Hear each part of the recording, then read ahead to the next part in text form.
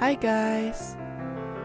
In today's video I want to show you how to make Victorian-Edwardian era hairstyle and how to make hair wrap.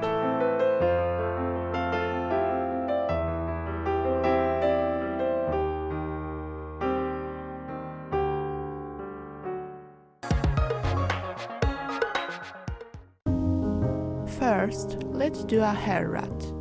To do it, collect your hair from the hairbrush or use any unnecessary strings or materials. Next, put this in a stocking, tie it at the end and sew the ends together to form a hoop. Now we are doing a Gibson hairstyle. I comb my hair and pin a hair wrap to it.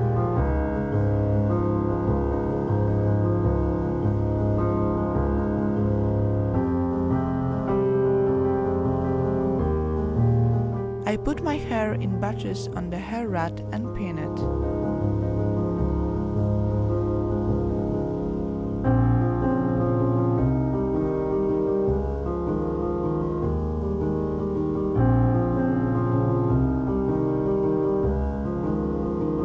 I twist my back hair and make a bun of it.